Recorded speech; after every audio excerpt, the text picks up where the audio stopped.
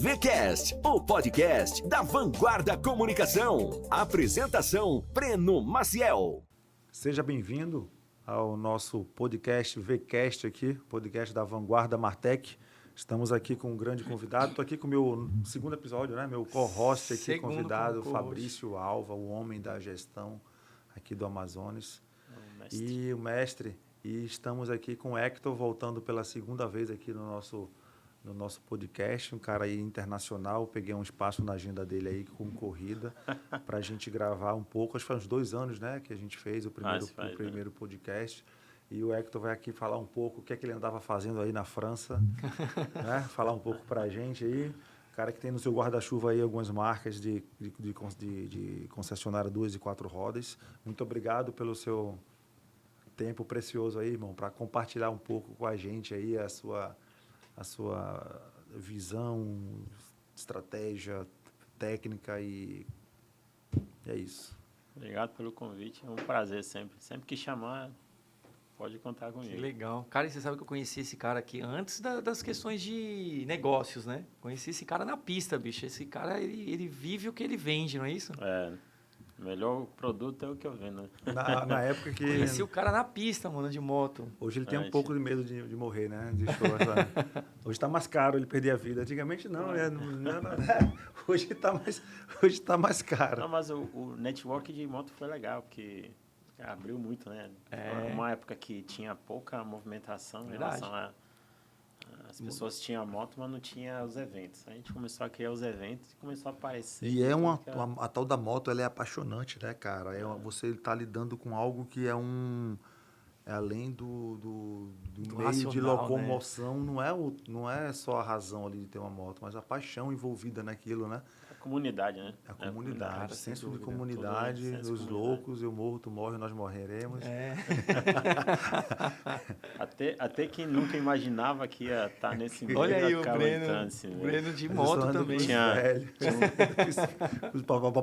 Aí depois quando passa eu, filha da mãe, caralho. Tinha um, Era eu. meu médico ortopedista me dava cada sermão. Cara, vocês são loucos, andar de moto, isso aí. Olha, eu vou te mostrar aqui no hospital, tem um monte de gente quebrada aqui, todo dia e tal. Passam uns 5 anos, ele aparece lá para comprar uma moto. Não é? Agora estou no motoclube, agora eu quero uma... Acho que é uma Midnight na época. Rapaz, olha aí, tá vendo? Aí assim, começa, né? mas assim- Não, os que tinham pica já era, não tem mais como correr aí. Tudo que entra ali no senso comunidade. Vamos relembrar um pouco para quem está assistindo esse episódio aqui e não viu o episódio anterior. Como é que o Hector chegou em Manaus aí, Hector?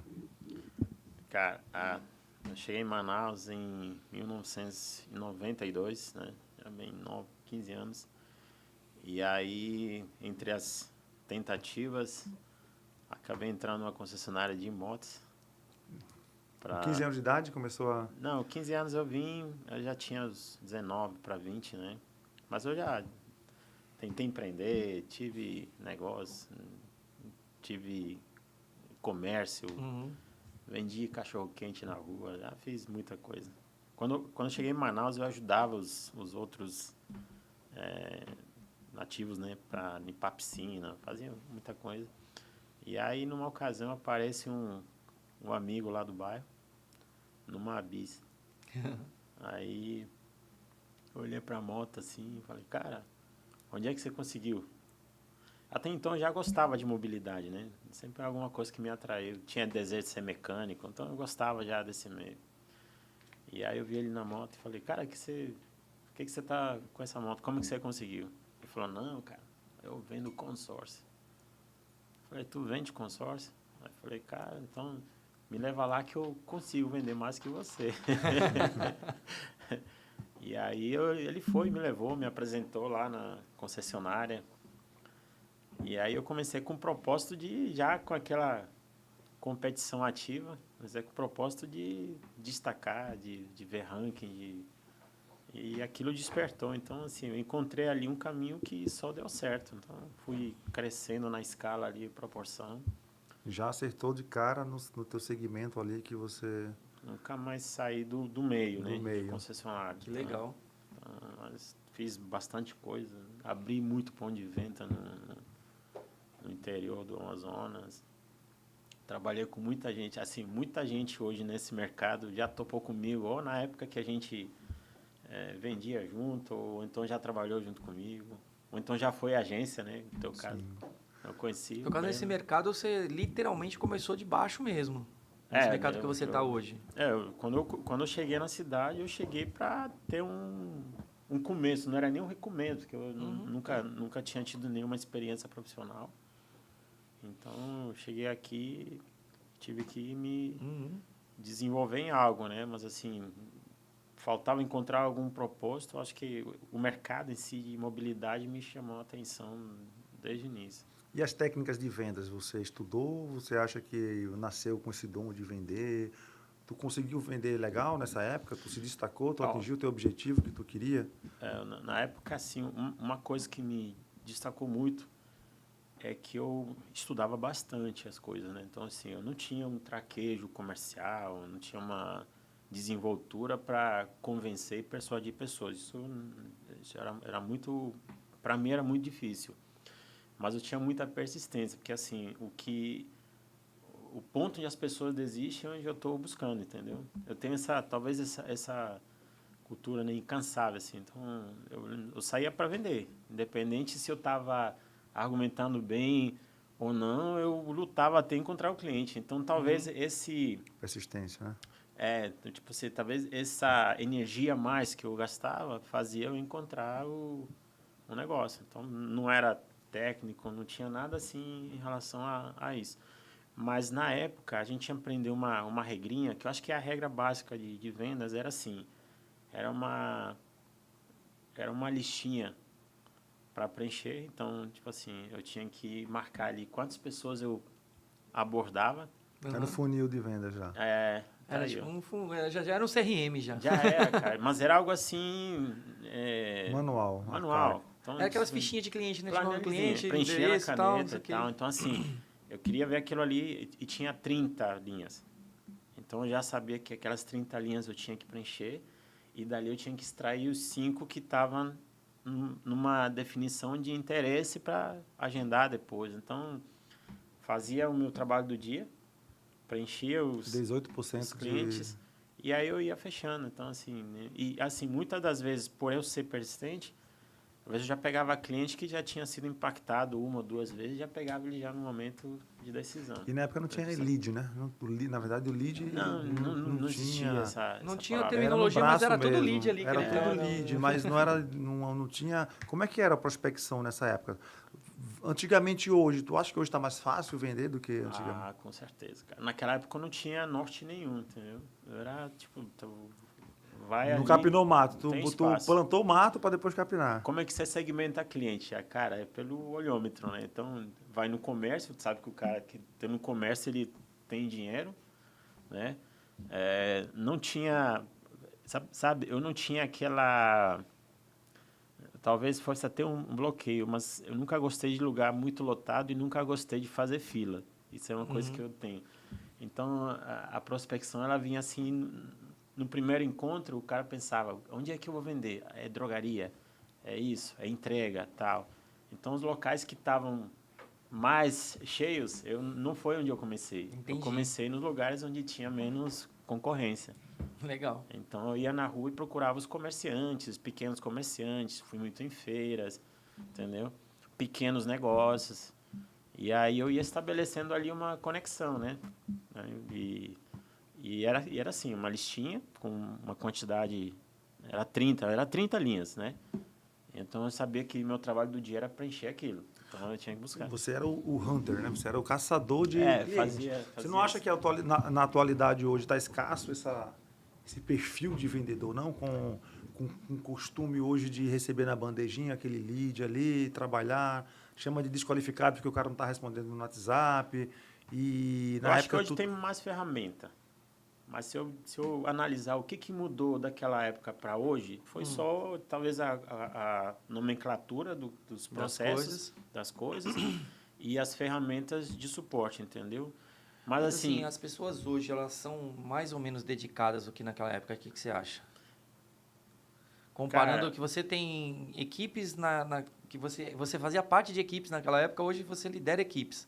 As pessoas que você lidera são mais esforçadas ou menos do que naquela época? O que você acha? cara, não sei. Eu acho que hoje tem pessoas que são muito focadas, né? Hoje a gente aprende muito. Tem pessoas hoje que, cara, se eu tivesse esse comportamento naquela época, talvez eu tinha chegado muito mais longe. Olha que legal. Então acho que assim, só Mas vai a gente mudando pensa o contrário, as né? ferramentas. A gente mas pensa que antigamente porque as pessoas se as esforçavam pessoas mais. não se adaptam. Mas uma das características que eu tinha muito latente é o seguinte: eu vou buscar espaços onde tem menos concorrência, entendeu? Certo. Oceano Azul. Oceano Azul. Sempre busquei. Mas tu leu o livro Oceano Azul ou tu ia na... Não, cara, naquela época. Tu escreveu o não tinha- livro. Naquela, Foi qual autor? naquela Qual época autor? tinha uma. Não, tinha uns treinamentos, então o cara Marins, ensinava Daniel sobre Marins. nichos, né? Daniel Marins era...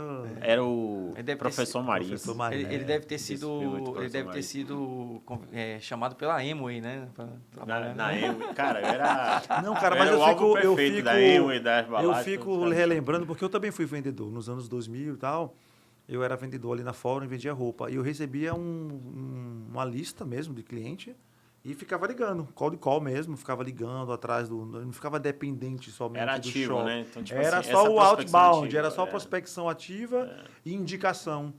Então, hoje com inside sales, né, as vendas internas, né, o famoso telemarketing, você consegue escalar muito mais.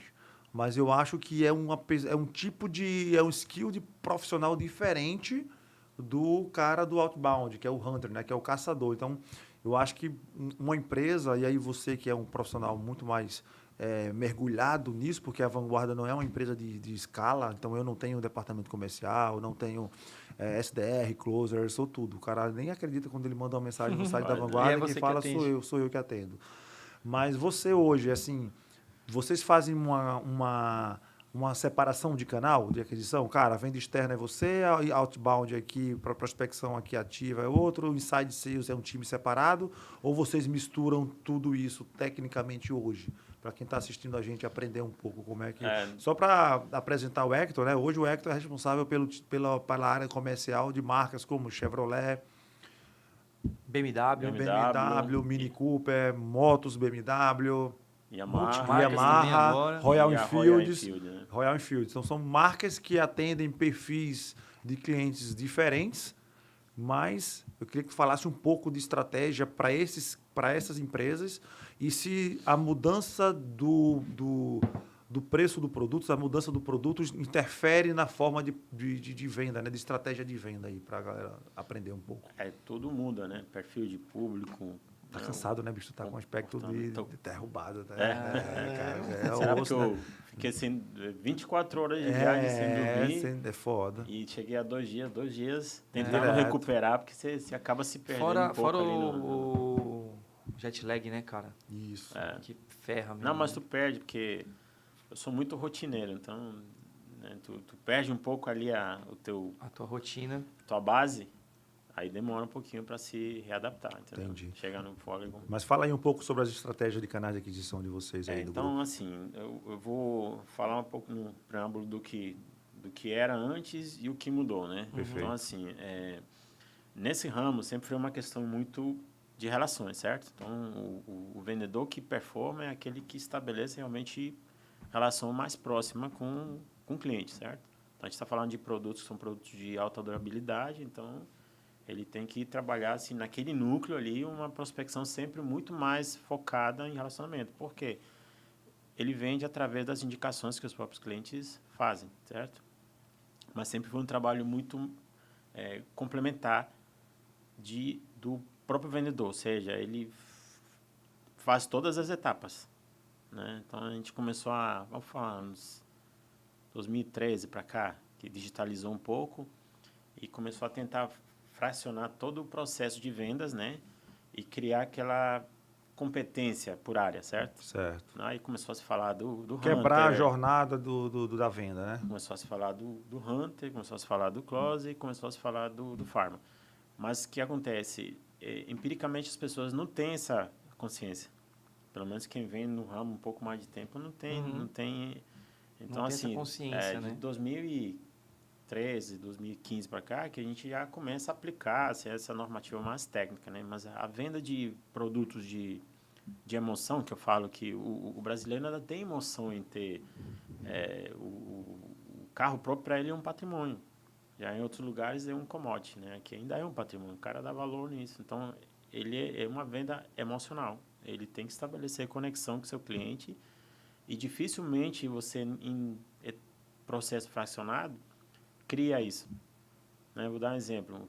Alguém quer te vender, estabelece contigo uma relação. Breno, vou te convencer a comprar esse carro. Aí você cria aquele primeiro impacto com a pessoa e pode realmente criar a conexão. Depois, não, mas quem vai te ligar para fechar já é o outro fulano. É outra aí pessoa. Já quebrou entendeu? E o cliente tem muito isso, né? Não, e quem vai te alimentar depois com informação e tal é outra pessoa. Péssimo. Né? Então, assim... Esse é um desafio grande no teu negócio hoje? Porque realmente o contrário disso é praticamente improvável que você vai conseguir uma pessoa só para acompanhar, para ser o concierge. E eu sou favorável a realmente estabelecer um processo por competência, né? Ou seja, quem tem competência muito forte em fazer captação, quem tem capacidade, tem menos inibição de entrar no ambiente, sair, e depois um cara mais metódico para dar sequência na documentação. Exatamente, para fazer negociação, para fazer documentação e tal. Mas hoje o mecanismo ele funciona muito mais na conexão com o cliente. Se ele perde isso, né? Então, se ele estabelecer com outra pessoa, você perde o negócio. E aí, por exemplo, você... um está fazendo uma tratativa, o segundo pode falar alguma coisa que não está adequada, que quebra o primeiro contato, o cliente já cria uma resistência. Vou fazer uma coisa tipo ping-pong agora. E como é que você resolve isso?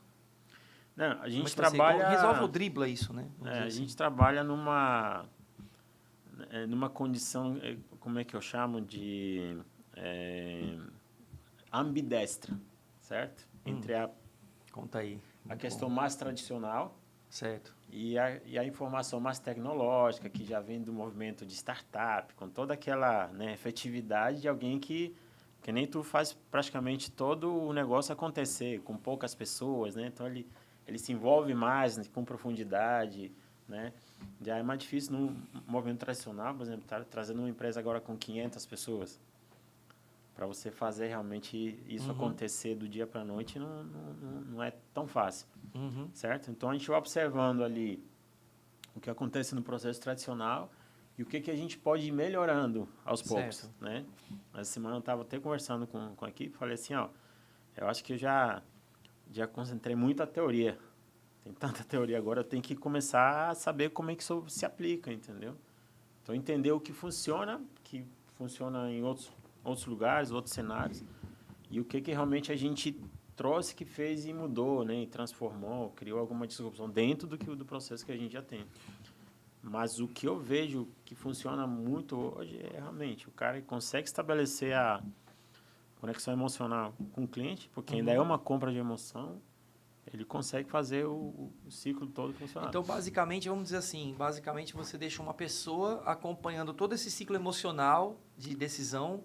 Depois da conversão, aí você consegue alocar outra pessoa, é isso? Não, depois hoje, que bateu o martelo, como é que na prática? Quando a gente trabalha ambidestro, assim, hoje a gente tem várias frentes, né? Você falou de canais, né? Certo. Então, a gente tem o canal digital, que ele trabalha nesse sentido, com a prospecção de leads. O trabalho de leads tem duas áreas que a gente considera. Uma que faz o trabalho mais interno ali, de passivo, né? E outro que faz o trabalho mais ativo. Mas, assim, quando a gente transforma o trabalho ativo, o cara capta o lead, se ele captou o lead, ele quer atender. Se ele atendeu, ele quer converter, certo?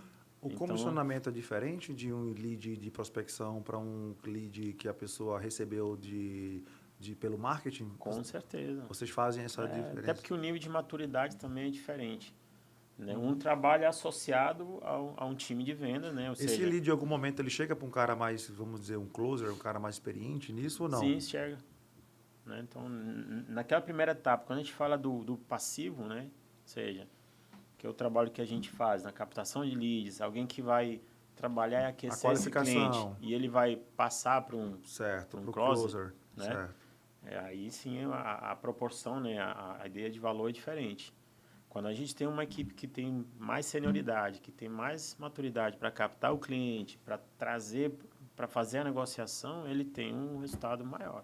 Quanto é que a jornada entre o lead entrar ali no pipe e tu vender, o de 2 rodas ele é diferente do de 4 rodas ou segue mais ou menos a mesma linha? Não, em tempo segue mais ou menos a mesma linha. Até porque, assim, antes o tempo de um lead era 5 horas, agora passar 10 minutos você já pode perder o... Sim. Né? Mas então, e dessa aquele tempo de negociação para o atenção- fechamento? Geralmente, em média, tu tem metrificado isso? não tenho com exatidão, mas eu tenho um parâmetro ali de tempo, é quase o mesmo. Né? Entre o momento que você trabalha o lead e o tempo que você faz a tratativa e o tempo que você faz a conversão é bem parecido. Pode ter uma diferença, mas não é, tipo assim, não é uma diferença notável, que seja metade ou mais da metade. Não, o tempo de atendimento hoje ele é muito rápido. Por conta até das opções, né? O cliente ele tem opções, por exemplo, em 4 rodas, porque ele tem muitas marcas. E todas as marcas oferecem praticamente quase que a mesma condição. Muda a característica, mas assim, quando você fala, ó, produto de entrada, quase todos têm Basicamente a mesma coisa. Aí você fala assim, não, um SUV. Aí você SUV de entrada, é quase tudo bem parecido, certo? Né? Tem uma diferença. Então, ele é impactado pela quantidade de opções. Quando te fala em 2 rodas, é pela capilaridade, ou seja, o cara sai e anda 10 metros, ele topa com uma loja. Então, ele pode ser impactado por isso. Pela quantidade de opções que ele tem e outro pela capilaridade, ou seja, onde ele encontra um lugar para fechar o negócio. Então, se ele pode ser impactado na cidade nova, ele não vem até o centro. Porque de lá até o centro vai ter uma quantidade de lojas que ele pode entrar e fazer negócio. Tá? Então, por isso que eu digo, o time hoje é quase o mesmo. Se você atender um cliente e você não demonstrar interesse em criar uma conversa, em dar andamento, provavelmente em 10 minutos esse cara já falou com 3 ou 4 outras pessoas que pode ter mais intencionalidade e fechar negócio. Qual é a rotina de um diretor comercial de uma empresa? Quais são os indicadores que vocês acompanham? Porque são 4 marcas, né? 4 marcas. E aí tem que fazer uma gestão de tempo entre viagens, entre reuniões, quais são os principais indicadores que você acompanha, que não seja só a venda, que isso aí é óbvio, mas que para você consiga ver, olha, diário eu vejo isso, semanal eu vejo isso, lógico que fechamento eu vejo isso. Quais são os principais indicadores que vocês acompanham? Eu acho assim, eu tenho que acompanhar o resultado. O resultado ele é o conjunto de vários indicadores. Perfeito. Né? Então, vendas é um dos indicadores, né? Se você vende, tá, mas se você vende bem, com qualidade, com margem, né? Exato. Com satisfação do cliente. Então, todo esse conjunto é o que entra ali no que seria o escopo ali da minha função para criar realmente a harmonia entre o processo, que é o que vai gerar resultado. Exato. Né? Então, eu sempre falo, aprendi isso, que o conceito de lucro é a integração de várias, né, estratégias, aliás, é a soma de várias estratégias integradas. Então, você não vai ter lucro se não tiver as coisas funcionando Exatamente. em É uma harmonia. consequência, né? Eu tenho dito eu que vendo lucro é sempre uma muito. consequência, né? Eu vendo muito. Então, um dos indicadores de venda crescimento é 2. Mas venda crescimento, você tem que dizer, tá bom, e tem margem? Aí você diz, tá bom, tem margem, tem satisfação do cliente, certo? Você tem estrutura e tal, então eu tenho que olhar o conjunto funcionando. Mas tem época do ano, tem época da fase da marca em si, falando sobre sobre indústria. Existe fase que eles falam assim, olha, agora a regra é emplacamento, a regra é botar gente na rua, não vamos olhar para a margem. Eles chegam a olhar, a direcionar vocês, concessionários, nesse sentido, ou cada um faz a sua gestão independente, preço, negociação, tudo, é muito independente essa fase de... Cara, assim, eu costumo falar que quando você trabalha com representação de marca, ou seja, você trabalha com uma concessão de uma marca para comercializar. Então, já começa você não sendo dono para um negócio. Certo. Você está entrando ali num processo ali de interface. Mas, assim, de acordo com a necessidade de mercado, a fábrica sempre vai ter uma estratégia, certo? E a gente sempre vai olhar, quando eu falo que o resultado vem de vários indicadores, né, que é o conjunto de estratégias integradas, pode ter alguma que precisa de uma atenção e foco maior. Então, vou dar um exemplo. Se a produção tiver dificuldade, eu vou trabalhar com escassez, certo? Sim. Se a produção tiver menos demanda, aí eu vou trabalhar com oferta. E quando eu trabalho com oferta, aí o que eu tenho que eu tenho que ter um trabalho, eu tenho um gasto de energia muito maior para achar os clientes. Então, eu tenho que fazer adaptação do conjunto de acordo com o que a gente precisa, certo? Se a gente estiver perdendo margem, aí eu tenho que ter algum ponto de compensação. Eu tenho que buscar os elementos que façam o final funcionar. Hector, e nessa situação, por exemplo, você acaba tendo um dashboard assim, onde você vai acompanhando o que está entrando em escassez, o que está entrando em oferta, você vai trabalhando e realinhando essas estratégias, é isso? Qual o tamanho do seu time de vendas hoje? Pois é, hoje na estrutura de vendas, né, tem hoje mais ou menos chega a umas 300 pessoas, só vendas. Equipe de vendas. Só equipe de vendas. Aí tem toda a estrutura de suporte, pós-venda e tal. Claro. Hoje o grupo deve estar beirando aí uns 500, 550 pessoas de... Ou seja, mais da metade é vendas. Mais da metade é vendas. Porque assim, é uma empresa comercial. Sem dúvida. Né? Então, o que fortifica é a equipe de vendas. É a força de vendas ela que movimenta o resto. Mas assim, alinhando o que eu te falei, sempre vai ter um ponto que a gente vai ter mais atenção, que vai ser, né, o nosso ponto focal, mas vai ter que estar sempre associando com os conjuntos. Ou seja, eu vendo muito, mas eu tive que forçar o preço, eu vou ter que buscar compensação em outro lado. Eu tenho que fazer um ajuste para poder o final gerar o resultado. E a inteligência artificial dentro da tua área hoje, vocês estão fazendo algum MVP, algum teste, alguma coisa? Vocês estão usando a tecnologia para otimizar essa questão de fechamento, de venda, de processo? Já a gente investiu bastante primeiro na construção de BI. Hoje o elemento de informação é essencial, né? Certo. Né? Não é, e aí depois a base não é só ter os dados, é saber o que fazer com esses dados, né? Tem que tomar as decisões então você precisa cada vez mais efetividade de dados, né?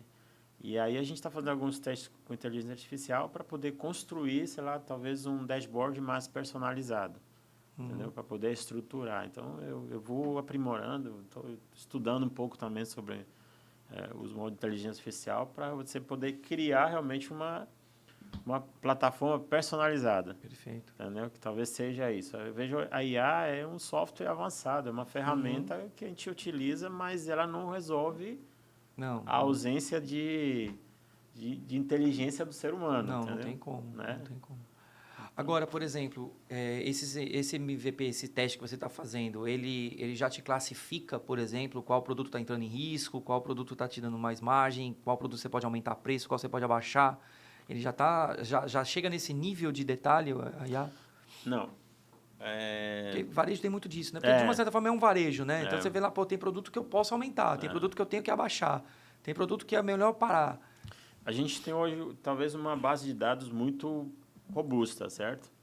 Ela não esteja tão estruturada ainda, né? O que eu estou fazendo teste é, de repente, através da IA, você criar esses atalhos de um campo de dados muito grande, onde você se perde, você, de repente, colocar o que é mais objetivo e trabalhar mais pontualizado ali, achando uma solução.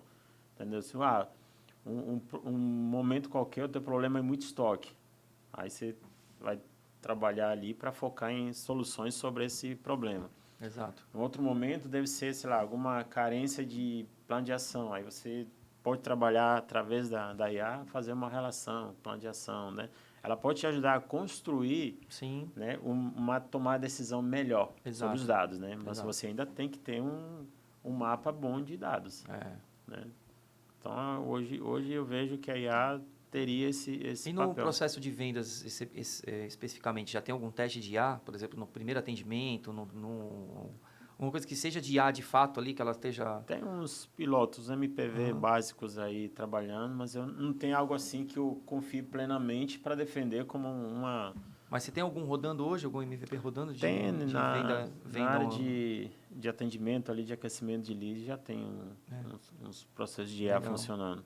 Ô, Hector, eu tenho conversado com vários empresários, né? E muitos negócios estão pontuando o senso de urgência do cliente hoje. Você falou uma coisa que, assim, antigamente eu tinha dias para poder resolver, agora eu tenho 10 minutos, né? Para poder dar a resposta. E eu tenho ouvido de vários empresários que não é só para dar a resposta, eles estão convertendo muito rápido. Né? No caso de lead quente, estou falando de gente que realmente está decidida a comprar. No seu ramo, né? Que você está lidando com mobilidade, principalmente 2 rodas, 4 rodas e tal, no seu ramo, você tem notado também uma certa urgência de conversão também? O cara que quer fechar carro de madrugada, ele quer aproveitar e pegar aquele momento ali, já quer fazer a conversão ali na hora, já encomendar algum carro. Você tem visto algum movimento nesse sentido também no seu ramo? Tu fala assim, uma aceleração na tomada de decisão? Eu conversei com um cara que ele falou o seguinte, bicho, é o seguinte, eu tenho que montar uma estrutura, porque antes eu tinha toda uma área de atendimento. Agora o cara acorda de madrugada ou não dorme de madrugada, está pesquisando e quer converter naquela hora. Ele já quer fechar, ele quer escolher o modelo, ele quer deixar pronto, ele já fecha o negócio, já encaminha para pagamento, já gera o pagamento, enfim, ele tem uma urgência de fechar o negócio. Que se ele dormir, quando ele acordar, ele já não é mais o mesmo cliente. Ele pode mudar totalmente. Ele muda totalmente de ideia. Ele está fechando ali, e isso está em plataformas de cursos, em consultas médicas, em procedimentos estéticos, em roupa, principalmente, né, acessórios. Está tudo meio que na urgência, assim, né? O cara vai lá e ele compra naquele momento que ele teve de folga ali. Né? Tem algum movimento acontecendo isso no ramo de mobilidade? Cara, eu não tenho um mapa separado disso, né? A gente tem um tempo médio de conversão, geralmente está dentro dessa escala dos 90 dias, né? E os 3 a 5%, que é esse topo de funil, que seria o cara que está impactado, né? O que eu vejo que realmente movimenta o comportamento diferente no cliente é que, através da quantidade de opções que ele tem, né? Em determinado momento, talvez ele queira resolver antes dele se perder e não resolver nada. Exato. Vou dar um exemplo de uma Netflix da vida, entendeu? Se você tiver, em algum momento, desejo de assistir algo, você perde na hora que você é bombardeado com tantas opções. Então, acho que isso também chega a ser um pouco ruim. Então, pode ter, sim, o ímpeto de falar assim, cara, eu quero resolver um carro logo, mas eu quero aquele. Porque se eu demorar mais 20 minutos ou 1 hora, alguém vai me convencer que não é aquele. Então, de certa forma, eu já estou naquele momento do desejo e destinado, eu quero comprar aquilo. Então, esse cliente, com certeza, ele vai ter urgência em fechar, né? Você acha que em algum momento a compra por meios eletrônicos mesmo vai ser predominante no mercado de mobilidade? Você acha que em algum momento as pessoas vão fazer assim, igual a gente faz não com roupa, que roupa talvez acho que a presencial ainda é mais forte, mas tem vários segmentos que já migraram praticamente, né, 60%, 70% ali para a compra digital. Você acha que isso vai acontecer no teu ramo? Eu acho que não. Eu acho que o ramo de mobilidade, ele tende muito a se tornar talvez uma área de serviços, né? No processo de um amadurecimento futuro, né? Porque quase que um entretenimento, né, bicho? O cara comprar não, um carro, é uma mais moto. serviço. Tipo assim, de repente aquela vontade do cara de ter a propriedade vai mudando pelas gerações, né? Eu deixei anotado para te perguntar sobre isso daqui a pouco. Eu quero saber sua opinião depois sobre alguma coisa. O serviço de mobilidade nunca vai deixar de existir, mas acho que ele vai se transformar em relação a isso. Então, eu vejo assim, é um movimento que vai amadurecendo. Interessante. Né? E a gente tem que estar se preparando para entender um pouco como é que as coisas vão se tornar no futuro, né? Até antecipando que você deu um spoiler aí, o que eu ia te perguntar é assim, você acha que o futuro do mercado é de aluguel? Tu fez uma pergunta, eu que agreguei isso, mas qual que era a pergunta? A minha pergunta é se em algum momento você acha que a compra, aí não mais o serviço, mas a compra tende a mudar, porque eu vi algumas empreitadas de fábricas, né? Por exemplo, você entra num site da Ducati, por exemplo, você B2C, consegue montar alguma coisa ali, né? Monte seu veículo, escolha a cor, escolha não sei o quê. E ainda tem o botão de comprar, né? Eu não sei para onde vai, porque eu nunca comprei um carro dessa forma. Eu ia responder isso, porque existe tendência e existe o modismo, certo? Certo. Então, assim, para tudo, tá? Eu estava até assistindo um podcast uma vez que falava sobre segmentos que vêm, ele vira uma onda, todo mundo vai mexicana, abrindo. Temaqueria. Tipo, temaqueria, paleta mexicana. paleta mexicana. Paleta, eu ia falar da paleta. Mas não são né? negócios que vão perdurar e se manter. E tem tendências de negócio que a gente enxerga lá na frente. Impressão 3D. Porra, aquilo ali vai ser um negócio então, que não são tão fáceis e não são tão imediatistas, certo? Então, a gente estava capilarizando, sei lá, 2 anos atrás, a gente estava abrindo ponto, tal, e alguém me questionou, cara, tu não está indo na contramão de uma tendência que era tu ter menos gente numa sala, sei lá, e em vez de tu ter o ponto de venda e ter gente atingindo esses clientes. Eu falei, cara, no meu segmento, eu não vejo isso. Uhum. Porque existe sempre a necessidade do cliente ter a relação. Então, se eu ficar aqui vendendo para todos os cantos da cidade e o concorrente tem loja, o cara, eu vou impactar ele, mas ele vai fechar na loja. Porque Entendi. o nosso negócio, ele não fecha 100% digital. Tem até o case da Best Buy, né? Que ela estava muito mal das pernas por conta das vendas. Só que se ela fechasse, ia ser um problema para as marcas, porque elas perceberam que eles iam lá testar o produto e depois compravam online. Aí fizeram um movimento de patrocinarem as marcas, né? Patrocinar e... Exatamente. E aí, então, assim, aí depois eu vi naquela feira de varejo lá em Nova York, NRF, uma tendência já das marcas voltando a ter fila na porta da loja, ou seja, as pessoas querendo ter a Netshoes, acho que está abrindo loja física também. Então, acho que assim, tudo é um ciclo. Digital, né? Aquilo que você falou, ele vai e volta, vai e volta, né? O mercado vai rodando, mas as coisas né? sempre tendem a voltar ao estado natural. Isso é sim. um movimento cíclico. Exato. Então, hoje a eu gente vi cria gráfico de TV mecanismos. aberta. Quando cria uma ideia nova, todo mundo vai com euforia, aí esgota aquilo, aí ele vai tendo necessidade sempre de se reinventar, até que alguém diz, olha, antes era legal assim, então volta todo mundo... Então, assim, hoje eu não vejo que o digital, ou realmente o comércio ali de mais informatizado vai prevalecer tanto. Acho que em algum momento vai ser um pouco de cada, né? Mas para o nosso ramo, ainda é o contato físico. Então... Entendi. É até legal tu falar sobre isso, que eu lembro daquela discussão sobre o home office e sobre o presencial, né? E eu estava ontem conversando com um sócio meu da empresa de WhatsApp e ele passou o dia, essa semana ele está indo todo dia ficando lá comigo na minha sala, e a gente trocando ideia, tudo, e a gente estava falando sobre marketing pessoal, o poder do marketing pessoal, a imagem pessoal, tudo. E hoje ele chegou lá todo mudado, assim, acho que ele foi no shopping, botou a roupa, chegou lá todo bonito. Quando ele entrou, eu impactei. Aí eu perguntei para ele, tu acha que se tu tivesse em home office, bicho, um call, a gente ia trocar ideia sobre isso, conversar um monte de coisa que a gente conversou ontem e tal. Não vê que muda, que o cafezinho e tal. Cara, o presencial, o tete-a-tete, face-to-face, né? Ele é muito diferente do... O cara não vai bem, bicho, faz um call, pega o link agora que eu quero trocar uma ideia contigo. Não vai acontecer. Então vai ser muito... Eu acho que o home office, na minha opinião, ele deixa o cara muito estagnado, entendeu? Mas ele fez uma puta diferença naquele momento. Naquele momento que não tinha alternativa, né? A pandemia mudou o comportamento. Cara. E, assim, eu ainda tenho gente que ficou em casa e ficou em home office e está até hoje. Mas eu te pergunto, quem virou gerente? Quem virou coordenador? Quem empreendeu, né? Ficou a mesma coisa. Enquanto que quem estava ali, porra, eu tô olhando esse cara diferente. Porra, esse cara chegar.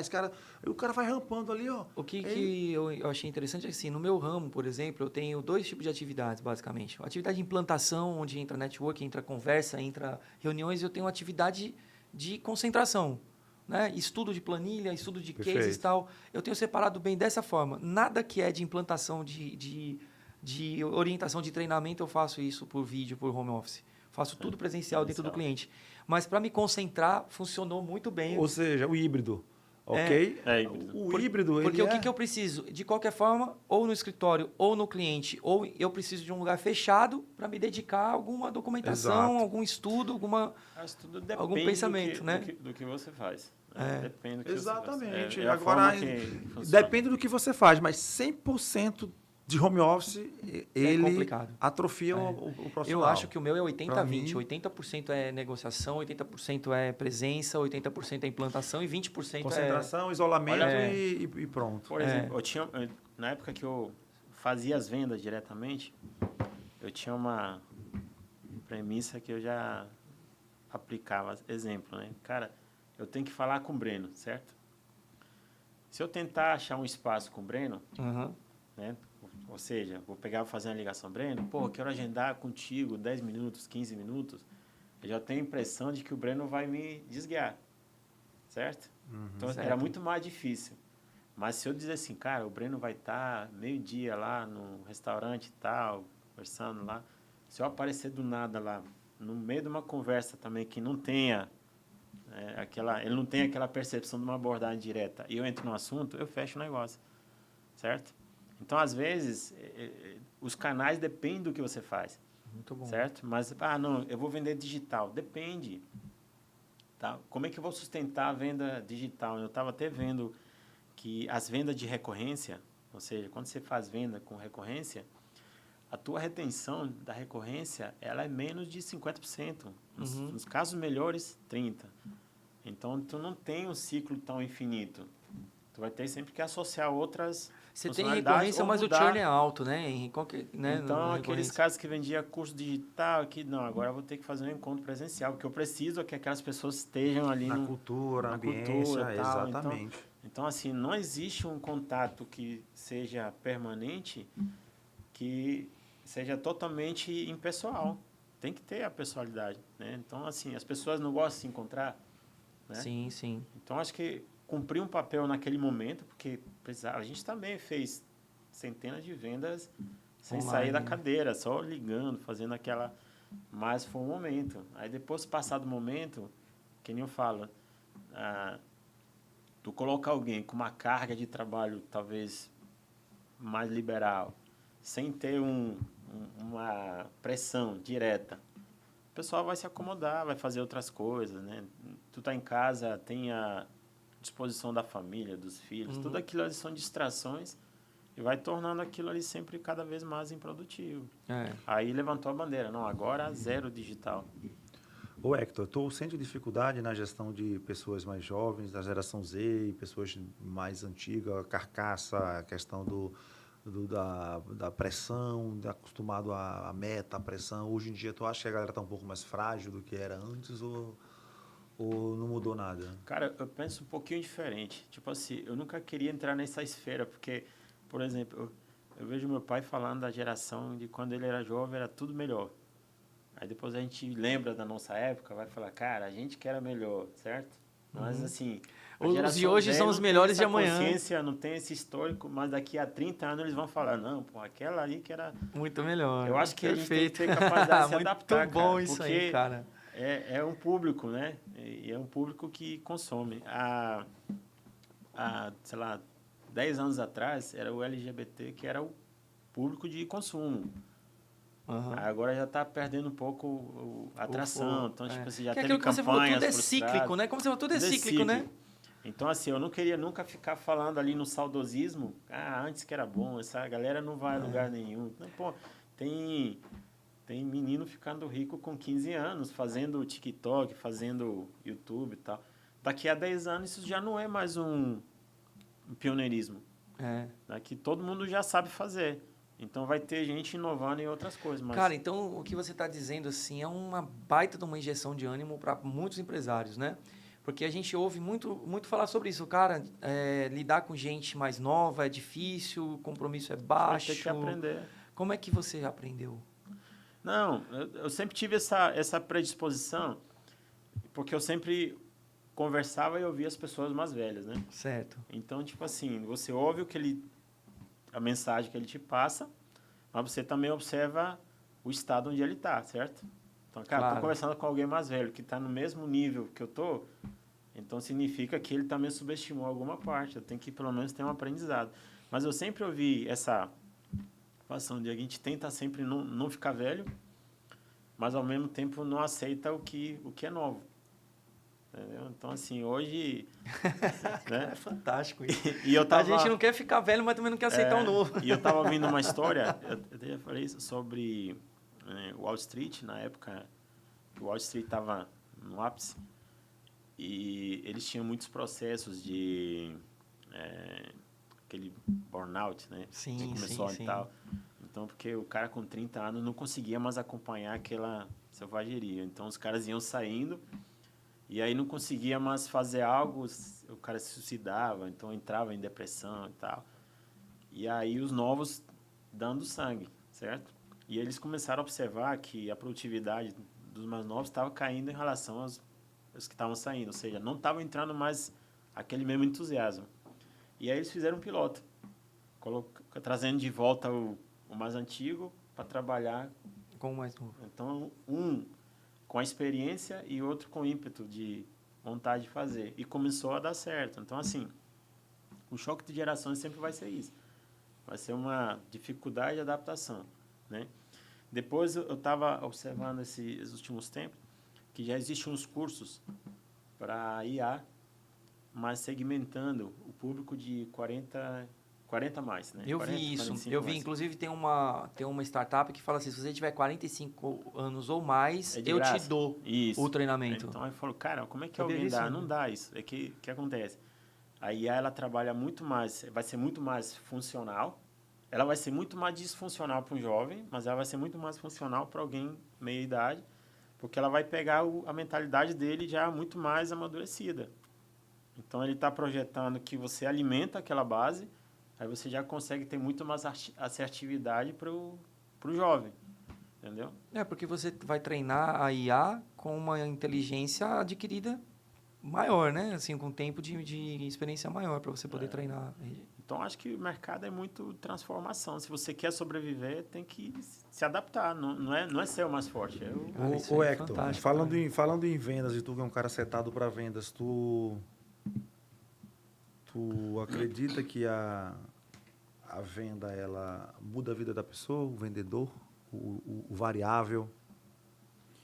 Eu te pergunto isso porque tu acha que hoje ser vendedor é menos vergonhoso do que era antigamente? Antigamente as pessoas, pega meu filho, a mãe chegava, aceita meu filho aí, tá aqui, ele bota até para ser vendedor. E hoje em dia eu vejo que a galera tá batendo mais no peito de ser vendedor, de Tá no eu hype, quero né? vender. Tá no hype. Tu percebe isso? Existe muita rotatividade, vendedor que arruma outro emprego, ou tem muito cara que de ser vendedor por profissão mesmo? Eu acho que primeiro alguém tem um talento para isso, né? Existe o talento, né? E existe a técnica, certo? Certo. Mas, assim, quando falo talento, não é que o cara sabe ser vendedor, nasceu para ser vendedor. É porque o nível de ambição dele ele já é um pouquinho diferenciado, entendeu? Então, assim, cara, por que eu virei vendedor? Que, na verdade, eu queria ser mecânico. Mas Só o que- resultado ali mais rápido Só que te quando eu levou vi o resultado. o quanto que o cara ganhava, então eu sabia que era uma condição que não estava dentro da minha percepção, mas eu não imaginava. quando ir pra entrei em ver. agência, eu queria ser criativo, eu queria criar campanha. Fazer... Quando eu vi quanto é que o comercial ganhava, eu falei, Falando, bicho, opa, mudei. mudei, na hora. E quando eu comecei a administrar a equipe, eu apanhei muito, né? Porque não tinha muita expertise para questão de liderança, mas eu tinha alguns traquejos, né? Então, eu começava a observar que, tipo assim, o vendedor, como talento, ele tinha uma curva, né? Certo? Mas você gerenciando isso não tinha uma curva, porque você está administrando algo que está funcionando hoje, e você está em busca de talentos que também vão estar sempre, Sim, né? sim. Alguns na curva de ascensão, outros no declínio, tá? Eu falei, cara, eu quero fazer isso, eu quero gerenciar. E uma vez estava numa rodada de amigos e alguém comentou, disse, cara, você sabia que lá nas festas em Hollywood, lá nos artistas do cinema, Lá no Dido, lá no Puff Daddy, lá. tipo assim, tá todos os famosos numa rodada ali, aí de repente chega um cara que nem o Fabrício, que ninguém conhece, ninguém sabe nem de onde é, mas no meio dos famosos ele é o cara, porque ele é o cara dos contatos, ele é o cara que coloca eles na situação É o backstage ali, né? Então seria o técnico da parada. Então, só que esses empresários, ele tipo assim, quem tá no hype? É um jogador de futebol, tá? Quanto tempo esse cara Tem de carreira. de carreira? 11 anos. Tá bom. Então ele já está aqui administrando uma, já está vendo o outro que está ali começando na base e tal. Então eu falei, cara, isso é. E no início, eu escolhi fazer essa parte de gestão e tinha vendedor que não queria isso. Porque tá ganhando comissão, ele porque vai diminuir o percentual. Curto prazo. E aí ele falava, cara, eu não faria o que você faz, porque eu tô ganhando aqui 3 vezes mais, porque eu sou vendedor. Aí eu falei, tudo bem, até o momento que eu tenha 3 ou 4 vendedores nesse naipe. Aí quando eu tiver, eu vou ganhar mais do que os 4 juntos. Então, assim, é uma questão de visão de longo prazo. Ou seja, aptidão, né, cara? né? Ou seja, constância e paciência, né? Constância e paciência. Isso serve para qualquer negócio, inclusive serviu para o teu. E um pouco de visão de que você, para ter resultado, você sempre tem que mudar as coisas. Não existe resultado contínuo, certo? Não existe uma linha de sustentação que te traga um resultado diferente. Ela pode te manter ali em alguma posição, mas tudo vai entrar na inércia e depois vai ter um... Cara, e falando em crescimento, né, juntando o spoiler que você já tinha dado, a pergunta que eu estava para te fazer, esse crescente mercado de assinatura de veículos, né, que era só carro, depois virou carro de luxo também, agora tem moto também, não em Manaus ainda, mas já tem fora de Manaus. Acho que Manaus até tem uma empresa ou outra para quem trabalha com a moto, né? Para entregadores e tal. Isso mexeu de alguma forma na estratégia de vocês? Ou vai mexer, ou vocês estão pensando nisso? Não, isso vai sacudir o mercado, né? Mas, assim, eu acho que nem ele falou, assim, é um pouco híbrido, né? Tem um cliente que quer o carro, certo? Por exemplo, eu prefiro ter o carro do que alugar. Mesmo que pareça uma vantagem, pareça mais barato, eu não sinto uma segurança. Perfeito. Né? Então, eu, como cliente, pensar, não como comerciante. Mas vai existir uma gama de pessoas que não têm esse apego. Então, para ele, como o serviço funciona? Você tem uma ideia, cara?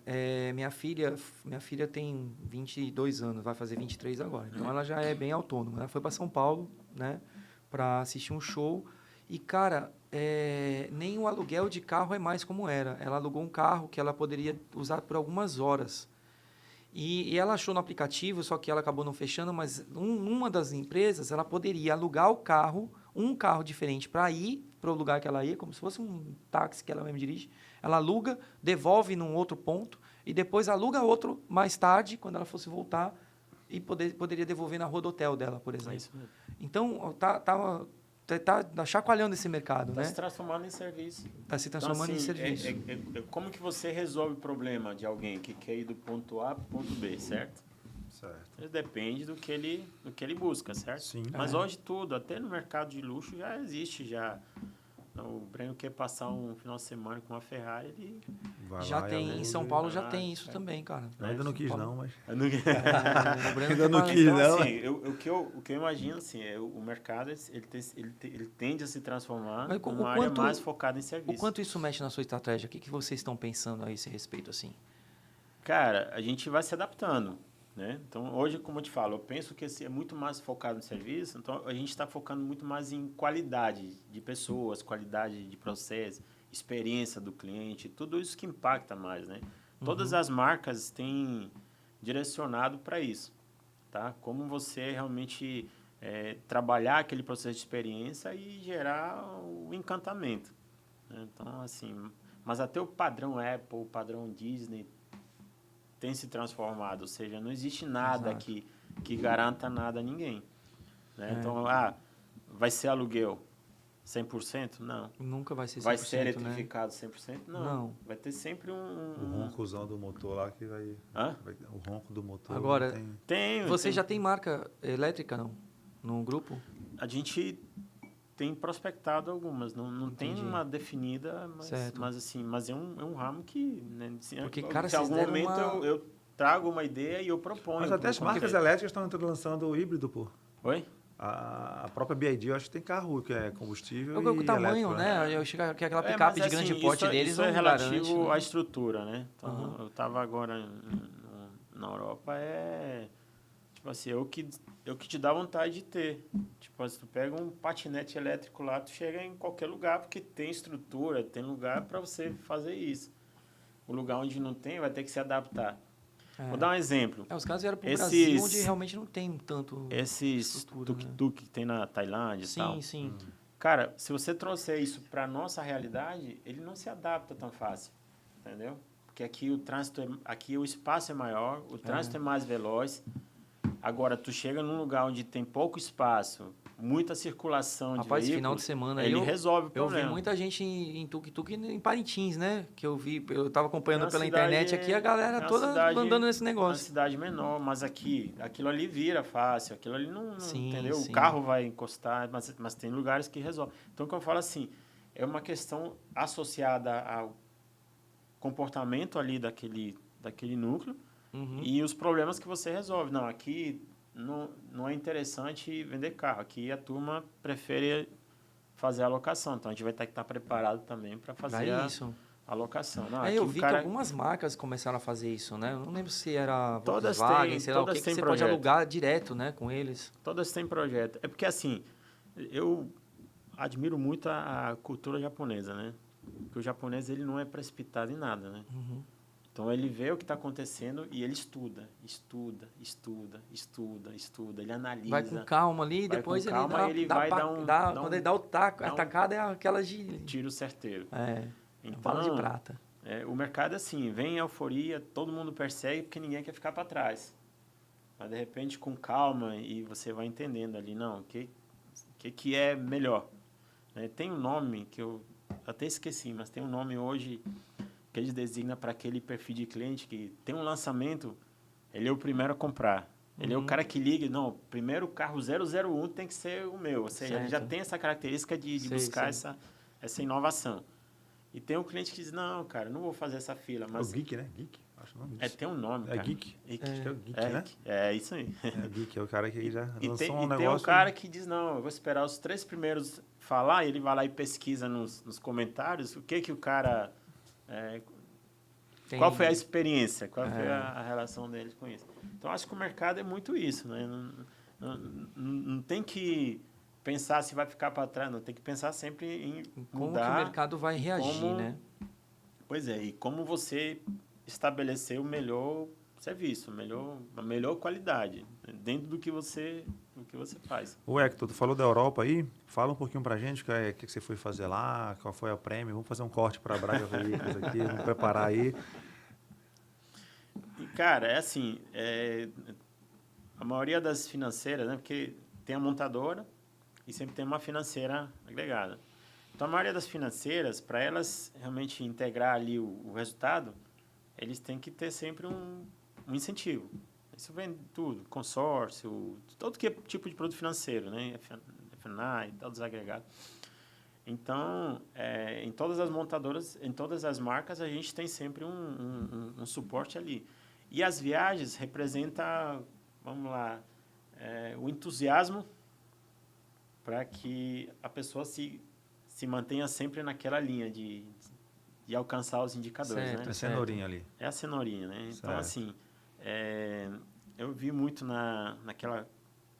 aquele relatório da cultura Linds, né? Sim. Você lê um pouco sobre a cultura Linds, que esse emocional nas pessoas, e principalmente quando impacta a família, cria um propósito, né, um ciclo de continuidade muito forte, né? Então, assim, geralmente essas viagens são viagens de experiência, que você faz com a família, geralmente a esposa, e aí no futuro a própria esposa te cobra. E aí, esse ano tu não vai bater? Esse ano também eu quero viajar, esse ano tá... Então, assim, tem, na Yamaha tem, agora na Chevrolet também encontrei, que é o padrão diamante, e isso é utilizado muito como vamos falar assim, um apoio motivacional muito forte. São os troféus, né? É o troféuzão da venda, do viagens. Resultado, e aí a Braga ganhou e... Europa, em Espanha, em Holanda, em Paris, em Itália, já teve, né, entre as empresas. Mas como eu entrei na Chevrolet agora, recente, menos, vai fazer 1 ano agora em agosto, então tinha realmente um propósito lá de classificar ela no banco como A. Uhum. Aí o time conseguiu a classificação de A e aí veio a premiação. né? Legal. Que era para o João ir, mas concorre com Parintins, ele optou melhor por Paris, sempre chama de Paris, né? Então, Paris, ele foi Paris para ou Parintins. Ele falou, cara, Parintins. eu prefiro Parintins. Tá bom, então eu vou para Paris. Vai você para Paris e eu vou para Paris também. Mas elas cumprem um papel importante, que é justamente essa... Existe uma troca de ideia entre vocês, assim, com essas boas práticas, acaba tendo um network saudável sobre isso? Ou cada um Tu fala durante a viagem? Sim. Na viagem você vai com vários concessionários, né? Legal. E essa troca, geralmente são os titulares. Então, assim, existe essa troca de informação, pergunta. Às vezes você fala e escuta e você às vezes aprende mais do que você acha que ensina. Então, existe todo tipo de prática, existe todo tipo de estrutura, todo tipo de empresário, perfil de empresário, pô, é muito gratificante. Então, sei lá, já fica mais conectado. Então, assim, chego aqui e já conheço... Tu não cria conexão com todos, né? Mas pelo menos 4 ou 5 tu já fica... Sim, sempre tem pronto, já senta na mesma mesa, né? E a gente é muito de hábito, né? Uhum. Começa a turma, senta na mesma mesa, então depois, todos os eventos, dia, todo mundo se procura. Então. Mas é legal que você acaba tendo mais profundidade, né? Nunca você consegue chegar no G4, faz lá 50 na turma. Sempre vai ter aquela galerinha que cria, cria no grupo no WhatsApp, só a gente, começa a fazer um evento, mas é o funil, né? E os iguais, eles vão se... Te aproxima da fábrica também, então tu já começa a criar um elo mais positivo. Eu acho que isso é... benéfico. E graças a Deus que a gente vem no ciclo aí, no espiral positivo nos últimos, vamos falar assim, nos últimos 7, 8 anos, sempre conquistando... Primeiro semestre, como é que foi para vocês do grupo? Primeiro semestre, na avaliação, vamos lá, nós temos um segmento de 2 rodas com um pouco mais de dificuldade, né? Eu consegui, em relação ao ano passado, ele caiu 9%. Mas mesmo assim a gente ainda conseguiu manter o share. Então quer dizer que o mercado caiu, então. Eu metrifico por isso. Então, tipo assim, você não perdeu o share, o mercado que diminuiu. Se tá bom, se tá ruim, mas quanto que a minha representatividade não pode cair, né? Então se você perdeu, se você manteve o share é porque o mercado diminuiu, né? E hoje o posicionamento muito forte. Em 4 rodas é um crescimento comparado com o primeiro semestre do ano passado, é um crescimento muito maior. Mas nós ganhamos fôlego no segundo semestre, então agora no segundo semestre a gente tem uma responsabilidade maior. E no 4 rodas aumentou, mas aumentou o share também ou aumentou o mercado? No 4 rodas a gente tem um share aqui invejável, tá? Porque aumentou também o share. Então o share cresceu, o share e cresceu o mercado. Legal. Então o mercado 4 rodas. Mas eu conversava com concessionários lá de outras regiões e falava para esse cara, a gente vende aqui 200 carros, o cara não acredita. Parecia que eu estava contando vantagem. Então, assim, existe realmente uma dificuldade muito grande na rede. Parecia ele falando da velocidade que eu bati na moto ali, ó. Quase isso. Mas acharam muito ou acharam pouco? Acharam muito. Acharam muito. Então, assim, a média per capita, ela tem realmente perdido um pouco de tração. Então, mas é um desafio, certo? O mercado premium, o mercado de luxo, as montadoras todas estão trabalhando abaixo do budget, né, que eles planejaram. Tu acha que os chineses estão baixando o preço dos carros, estão jogando o mercado para baixo, estão deixando mais competitivo valores? Você vê carros de luxo hoje na faixa de 100, 200 mil, coisa que você não porque via eles estão trazendo ali uma entrega na proporção de um carro de luxo com um preço muito diferente. Isso está fazendo com que as marcas consolidadas também comecem a repensar os seus... Eu acho que isso muda o jogo, né? Certo? Assim, eu acho que ainda tem um mercado de luxo, ele persegue muito ali o reconhecimento, a assinatura. Isso ainda tem muito valor. E eu acho que isso não vai se perder. Certo. Né? Porque você tá segmentando ali um perfil de cliente que é o perfil do cliente que é exclusivo. Ou seja, o cara que gosta do reconhecimento. Né? Eu uso a marca reconhecida, eu tenho aquele posicionamento. E os chineses não têm reconhecimento, assim, né? Não tem. Então, eu vejo, por exemplo, uma situação que exemplifica. Alto luxo, assim, tem muito a ver com tradição também, né? Você vê a tradição da Rolex, a tradição da Mercedes, da Bentley, porra. Mas uma coisa que identifica muito, o nosso mercado, ele tem uma relação emocional com o produto, certo? Sem então, dúvida. Aqui não pode ser qualquer produto, certo? Os mercados asiáticos não têm uma relação tão emocional com o produto. Os caras compram a moto em supermercado, compram em magazine, compram não tem uma assistência, não tem rede, eles não estão acostumados com isso. Então, acho que o impacto que eles vão ter aqui vai ser mais forte com pós-venda. É onde vai pesar separar mais o joio do trigo, Agora a gente vê, né? Agora estou dando uma opinião de consumidor mesmo, não nada a ver com técnica, né? Mas a gente vê muitas empreitadas asiáticas naufragarem no ramo de Tu mobilidade, bateria né? 300 na chinesinha Mas assim? justamente... Lembra da Jaque, Tu bateria né? 300 na motinha chinesinha assim e tal? Cara, Com mesma segurança que do cara, acho que eu, sendo o primeiro, não. essa questão do Fabrício é importante, assim. A minha roda ali. Eles vão arrancar 200, vai sobrar 15.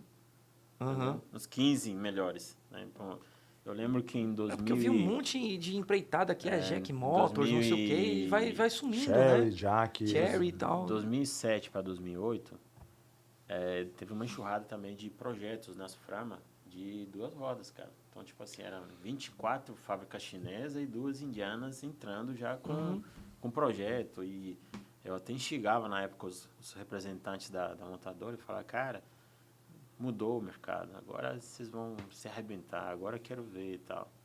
E aí um dos representantes uma vez formatou uma frase que eu nunca mais esqueci. Ele falou assim, a gente está aqui há 50 anos, adaptando produto, comendo merda. O cara vai chegar em 5 anos, vai fazer isso virar um espiral positivo? Não, mas vai ter que se adaptar e tal. E a cultura do chinês, que já tive... Já fiz parte de projetos chineses também. Sim, sim. Ela é uma cultura menos preocupada com essa sequência. Então, ela não tem essa cadência do depois da venda. O cara compra uma moto dessa aí, usa 6 meses, 1 ano e joga fora. Pô. Ele não tem apego. E o brasileiro não. Entendeu? E uma vez, eu lembro que eu tive uma visita de uns tailandeses dentro da concessionária. E na hora que eles entraram, olharam os produtos e falaram, cara, que estranho. Isso aqui está estranho. O produto, o formato, não. Ele é muito frio, ou seja, não tem... Para eles o produto tem que estar cheio de adesivo. Não é uma cor, é 5 cores num produto. É uma característica. Eu falei assim, mas aqui o brasileiro não gosta disso. Ele não gosta do negócio colorido, chamativo. Tá? Então, assim, a gente tem a nossa cultura. Então, não é tão fácil entrar nesse ciclo. Agora, o elétrico, ele criou realmente um perfil mais luxuoso em carros com metade do preço que é um carro de marca, né? Um carro.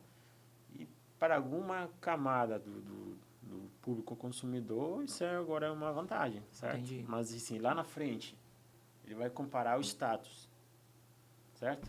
Certo. Tá com o Rolex na mão, certo? Tivesse uma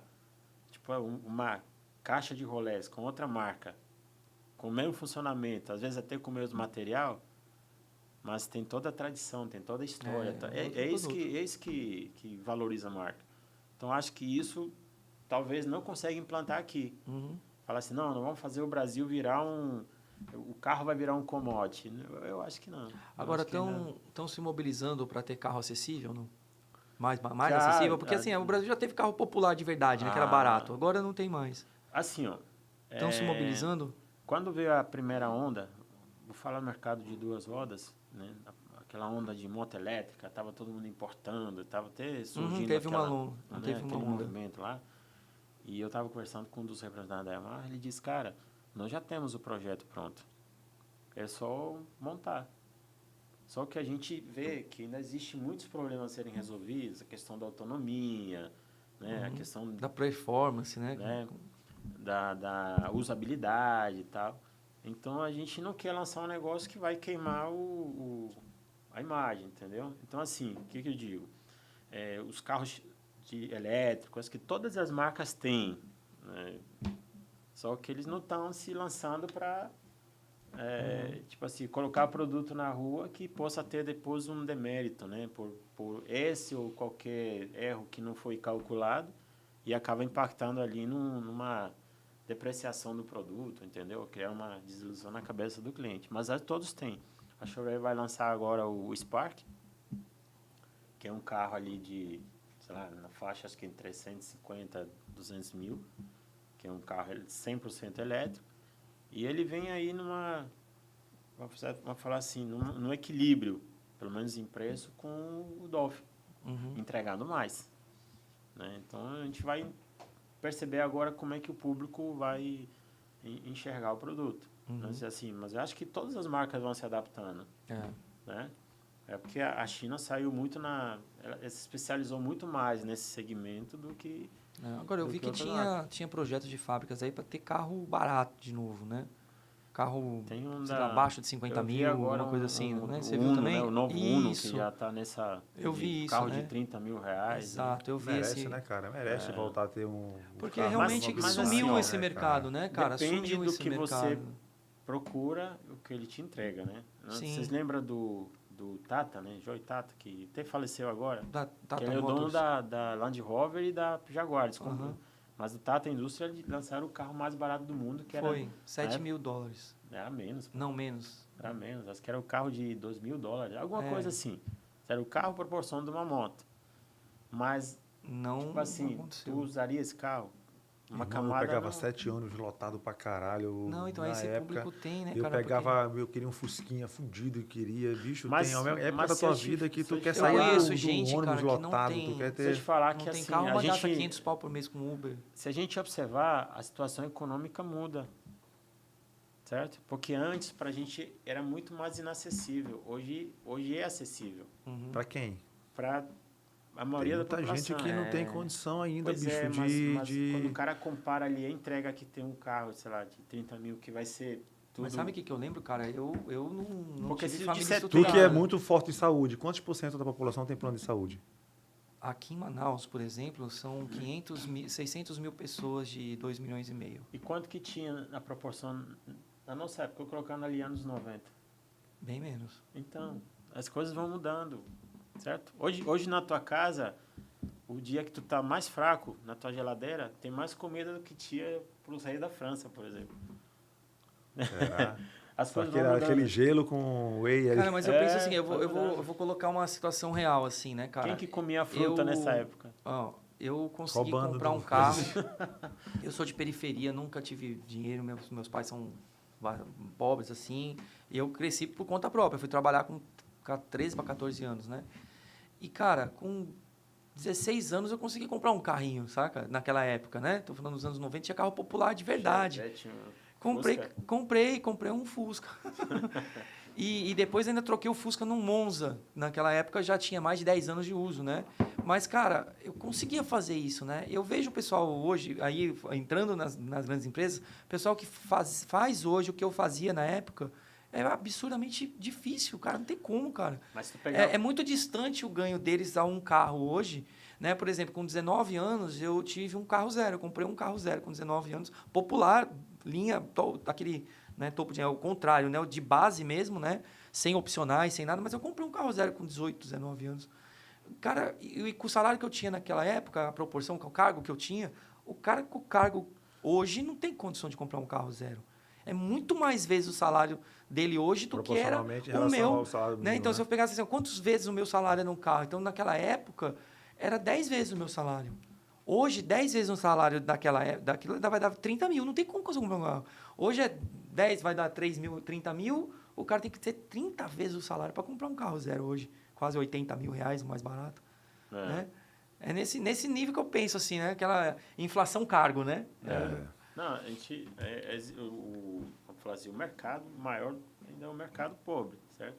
Mas o que eu falo assim é que a régua ela vai mudando, entendeu? Então, tipo assim, tu pega um carro de 70 mil reais, um Kwid da vida. Uhum. O carro é muito frágil. Então, imagina um carro de 30. Como vai ser? Vai ser um carro muito mais frágil, né? Em termos de entrega. Durabilidade. Tudo, né? Então, ele também não vai ser tão extensivo assim em volume. Certo? Entendi. Né? Porque o cara tem acesso. Mas, pegar, por exemplo, um Chevette na época, hoje tu não compararia um Chevette com um carro de entrada. Hoje o Chevette compararia com um sedã médio. Sim. O Chevette é o Virtus, por exemplo. É um daquele Onix de sedã e tal. Né? Então, assim, muda um pouco a régua. Eu acho que é muito bom ter um carro de 30 mil reais, mas depende do que ele de fato entrega. Porque se tu pegar hoje e encostar um Kwid numa lata de lixo, o carro amassa e a lata... Se bater o Kwid na lata de lixo, lascou o carro, né? Ele tem uma parte ali frontal que é Parece aquele metalão que vinha aquelas bolachas, né? Então, assim, é muito frágil. Latinha de sardinha. Depende do que eles vão construir, né? Entendi. E se for um carro elétrico, né? Como estavam... Aquele eu não vi se era elétrico. Era elétrico esse de 30 pau? Eu tava vendo que era elétrico. Se for um carro elétrico, aí é pior. Porque... Só sei que o que o mercado tem a agradecer com esses chineses, o consumidor ganha, né? Porque quanto mais concorrência, mais baixo preço, as pessoas se coçam, a tecnologia fica mais acessível, a entrega dos carros são excepcionais no sentido de tecnologia, de multimídia, disso e aquilo, sobe um pouco a régua. E realmente, quem gostaria de ter acesso a tecnologias hoje desses carros pagariam muito mais nas outras marcas do que no carro chinês, né? E eu acho que de um tempo para cá, não vou falar nem a geração mais atual, mas vou falar assim, geração antes, colocando ali de uns 15 anos. As pessoas querem gadgets, querem coisas tecnológicas, entendeu? Sim. Então, assim, todas as marcas mudaram o painel. Quer ser uma extensão do teu smartphone ali, Agora né? entrou na conectividade. Então, é isso que está no hype. Então, se você vai oferecer algo fora dessas condições, você já nichou. Aí você diz, não, então não vou pegar mais o público iniciante, vou pegar um público mais saudosista, 40 a mais e tal. Então, acaba não sendo o embate popular. É isso, vamos ter que finalizar aqui o nosso Uma bate-papo. pena, né, bicho? Porra, cara. Muito rápido. Uma enciclopédia, né, bicho? De negócio, né? Fede a gasolina ele. De 30 anos desse mercado aí, 2 rodas aí tudo.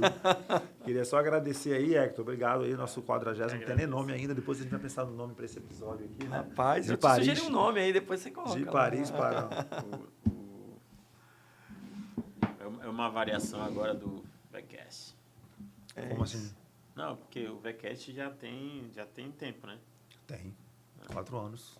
4 anos, Agora 47 episódios. Eu vou sendo igual banda, calcinha preta. A gente vai mudando só os integrantes. E a banda continua. Já o VCast vai estar... Vai indo, vai mudando. O Fabrício tem conteúdo. Cara, mas é um prazer pegar estar aqui. uma aula ao vivo dele aí. Ele já fez um recente com a gente, os últimos 3. Quando Thales, nós combinamos, foi Fabrício, o Thales, e ele é o que convida agora. Ele é que dá ele é que faz a lista agora de convidados. Sugeriu o teu nome, falei, bicho. Obrigado por lembrar. Pô, cara, é um prazer. Vamos bater um papo de novo com o Hector aí, trazer essas novidades. E é isso. Obrigado, tá, irmão? Valeu. Seja bem-vindo novamente. Um ótimo segundo semestre para você e pra gente. Obrigado. E é isso aí. Você que nos acompanha, fique esperto aí. Semana que vem tem uma novidade. Tão novidade que nem eu sei quem é que vai ser a novidade aqui. Mas é isso. Obrigado aí ao nosso amigo aí da produção. Valeu. VCast, o podcast da Vanguarda Comunicação. Apresentação, Breno Maciel.